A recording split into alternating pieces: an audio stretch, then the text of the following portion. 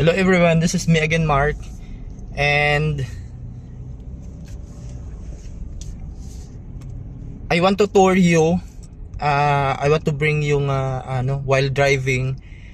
I want to take video, and I am now on the basement, not the basement but the podium parking of the City Soho building here in the heart of the Cebu City. So be with me, coming from here sa City Soho. I will drive going to the Cebu Business Park in Ayala Center, Cebu. So, and I don't have nothing to do this morning. I will take lunch first there sa Ayala, and then I have transaction this afternoon. So I want to take video and upload this to my YouTube channel, and maybe this video will get you like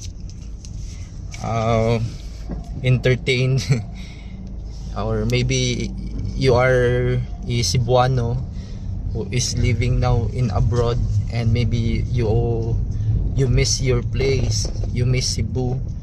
So I have this video of this driving.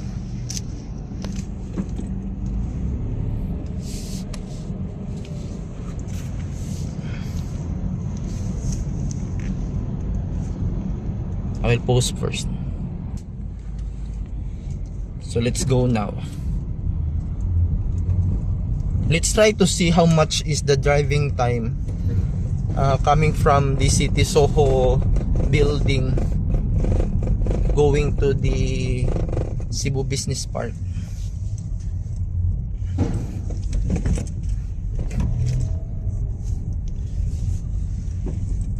What time it is now? Okay, it's 11:30. That's why I feel so hungry, kay almost 12 naman di ay. I did not take breakfast this morning man. Mao na nga gutom. So we are now going out.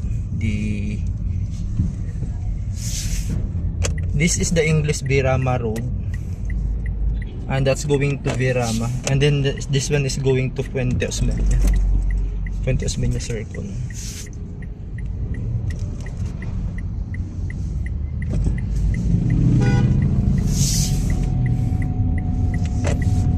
And that's the BDO Tower, and we are now approaching the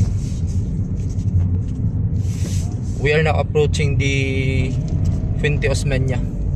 This is the Vicente Soto Memorial Hospital, VCCMC.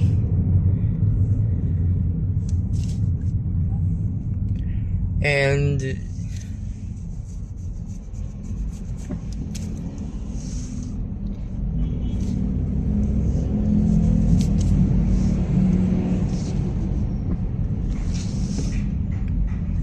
normally, kung mag-drive ko coming from this area, I take the Escario. But now, I will take the Mango. Kay, I think the last video that I have with this driving is sa Mango. I know, yeah, I remember. I uploaded a video before coming from the same place in City Soho building and going to Ayala. But I take the road sa Mango. So now on this video, I want to take road sa Escario, because you have to access man. If you want to go sa Ayala, you can use the Mango Avenue, General Maximum Street, or the Escario, and that's going to downtown Colon. And this is the Robinson's Fuente. There are two Robinsons in this place: Robinson's Galleria, Robinson's Cybergate, and Robinson's Puente. That's Robinson's Puente, and that's going to the downtown, and that's the Mango Avenue. That there is Mango Avenue, but I will not take Mango Avenue. This is the Fuente Osmeña Circle.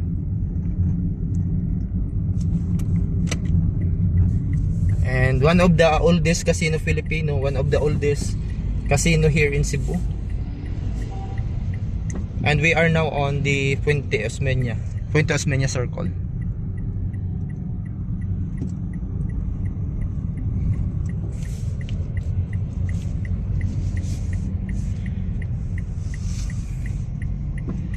And we are approaching the capital.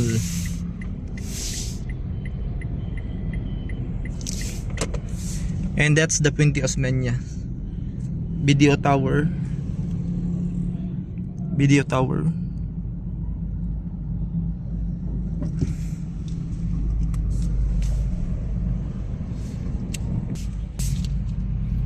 This is going to the Chongwa. That's one of the tower nga, I don't know nga wala gyud nahunong gid siya kanang nga tower ay. Nahunong. Then that's the capital, Cebu Provincial Capital. And we will take the Escario. I work here before sa dire because I was working in a laboratory, and our office is located in this area. I will not take video lang kay it's lang, but it's located within this area, dire nga side. And this is the commercials.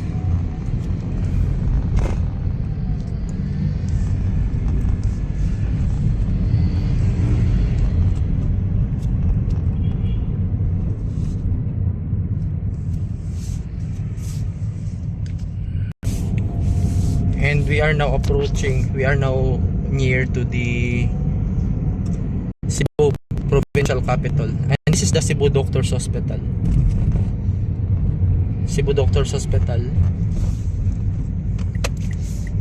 So the City Soho, actually City Soho is a combination of mixed use development. It has a hotel. It functions as a hotel, a residence, private residence, and offices. Mostly doctors, they have their office there in City Soho because the City Soho is very close or very near to the Chongwa Hospital. That's why most of the doctors in Chongwa, they got an office. They are owning or renting an office in City Soho. So also, if you are living in City Soho, it is also has its own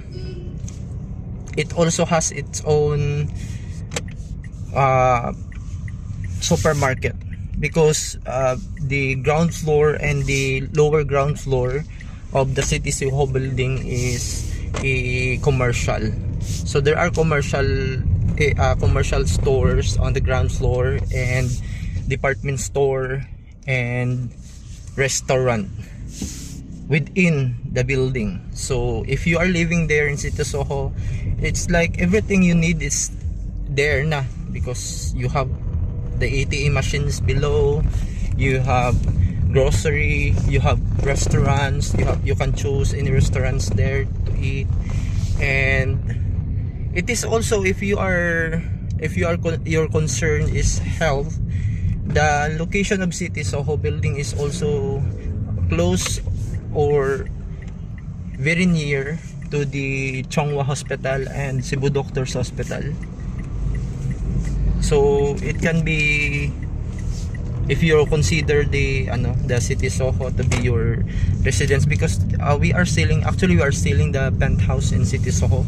Most of the units there are already sold, mostly the studios, it's already sold. So what remains are the penthouse. So there are penthouse available there, 2-bedroom penthouse, and it is facing on the city and facing on the mountain.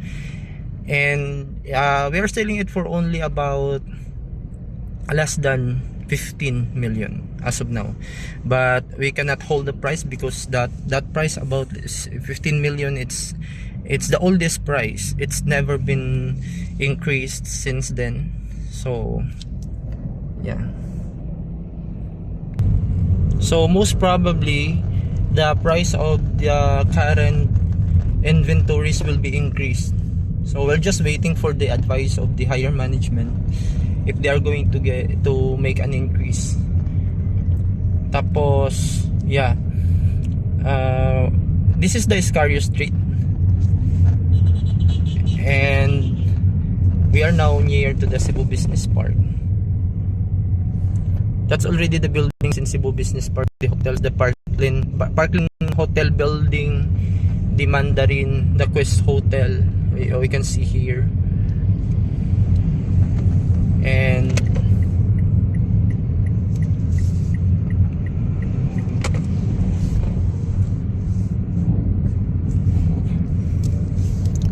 Vivo Place, Petron. Medyo na-increase balik ang gasoline no, it's 91 pesos. The extra is 79.10 pesos. So before no kay mo price ra to ang gasoline like the mga about 50, 61. Yeah, that's the most sa una most highest price sa una no, it will 63, 61 for the but now it's already like nagabalik na siya increase. So hopefully it will decrease na po in the next, I don't know, wala tayo choice sa una na we need gasoline, whether wala tayo choice mo increase man sila, so wala tayo choice mo palit na lang yun.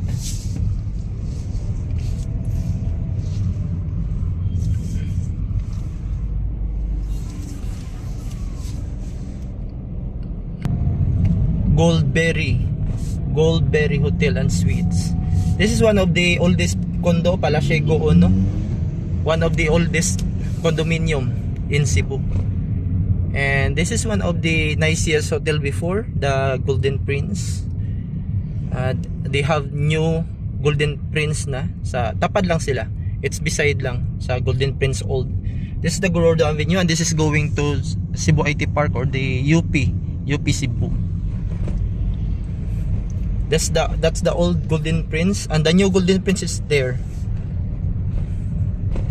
Kana ang new Golden Prince.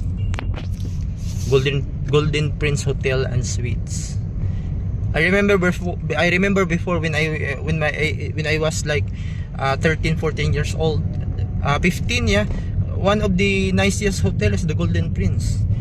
The Kalea by the MCI, Kalea Residence, Kalea Heights condominium. It's very beside lang front of the Apple One. And it's pre-selling. The Avagar building, a Quest Hotel, Mandarin Hotel, and the Park Lane. I remember the boss of my uncle, after I graduated high school in west part of Cebu, northwest part of Cebu. I graduated there. I will not mention the specific address, but I graduated there. And then after I graduated high school, the boss of my uncle, they hired me to be their houseboy or house helper. And I remember this building here, the Mandarin Hotel now, this is skeleton.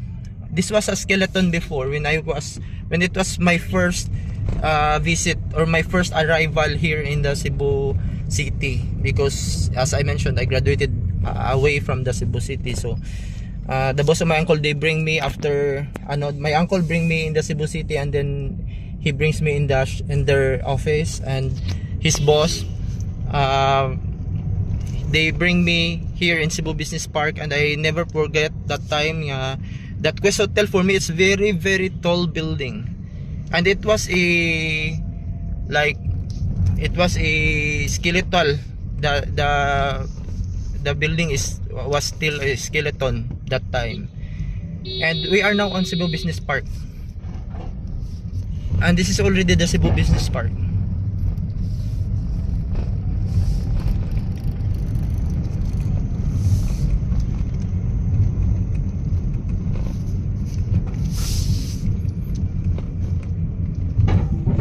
That's going to the Cebu Ayala Terraces, and that will be one of the sought after or the expensive hotel soon here in Cebu Business Park. That one, it's developed by the Cebu Landmaster.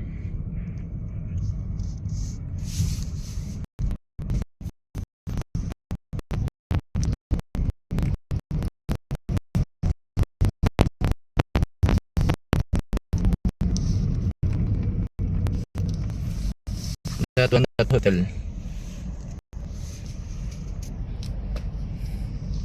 And one of the oldest building here in Cebu Business Park is the Kipel.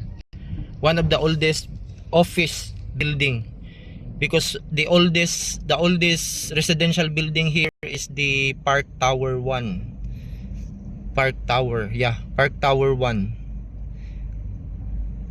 And one of the oldest office building is that one.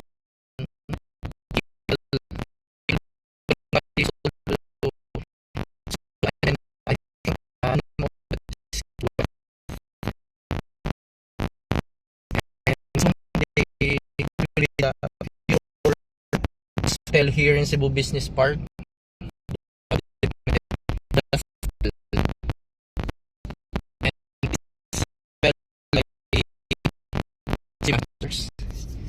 The designer of that is SG. I will check later. Sofitel, 5-star luxury hotel. Soon.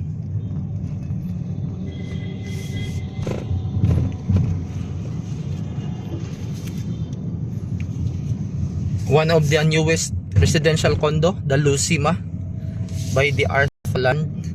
And one of the this is the oldest office tower, the Cebu Holding Center. That's the oldest office tower here in Cebu Business Park, not the Kipwelt. But the Kipwelt is one of the oldest. But the oldest is that one. And this is the Ayala Center Cebu.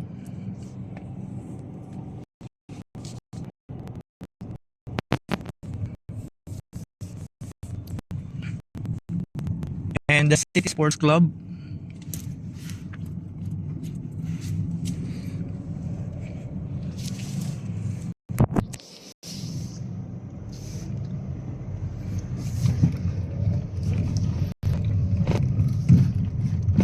And we arrived now in our station.